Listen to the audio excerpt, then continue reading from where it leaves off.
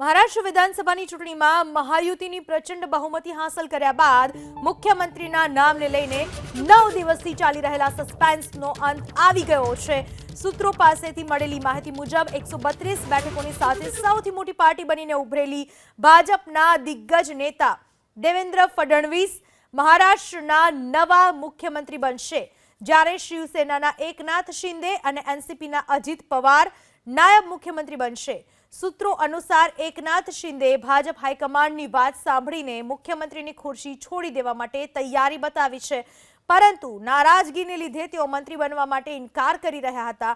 जो कि भाजपना नेता गिरीश महाजननी मध्यस्थता बाद एकनाथ शिंदे नायब मुख्यमंत्री बनवा माटे तैयार थई गया छे।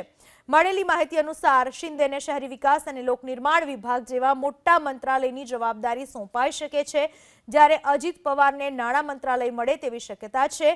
મહારાષ્ટ્રના ધારાસભ્ય દળની બેઠક માટે નાણામંત્રી નિર્મલા સીતારમણ અને ગુજરાતના પૂર્વ મુખ્યમંત્રી વિજય રૂપાણીને કેન્દ્રીય નિરીક્ષક તરીકે નિયુક્ત કરવામાં આવ્યા છે। 4 ડિસેમ્બરે ભાજપ નિરીક્ષક નિર્મલા સીતારમણ जो मुंबई पहुंचશે અને 4 ડિસેમ્બરે મુંબઈમાં ભાજપ ધારાસભ્ય દળની બેઠક મળશે। ભાજપ ધારાસભ્ય દળના નેતાઓની પસંદગી કરવામાં આવશે। आदरणीय निर्मला जी भी रात को आ रही है बॉम्बे। कल सुबह 11 बजे हमारे सभी विधायक दल की बैठक है और वहाँ हम लोग चर्चा विचारणा करेंगे और उसके बाद सर्वसम्मति से नेता की चुनाव होगी और उसका नाम हाईकमांड को बताएंगे, फिर घोषित करेंगे।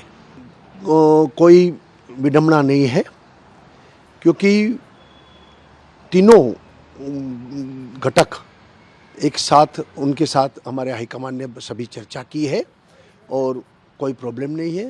सब आराम से और सर्वसम्मति से ही सब कुछ होगा। मुझे लगता है कि तो सबसे बड़ी पार्टी भारतीय जनता पार्टी बनी है। दूसरा, शिंदे जी ने ही स्टेटमेंट दिया था कि भाजपा के सीएम बने तो मुझे कोई तकलीफ नहीं है। तो मुझे लगता है, मेरी बात नहीं हुई लेकिन मुझे लगता है कि इस बार बारी भाजपा के सीएम बनने की होगी, ऐसी संभावना है।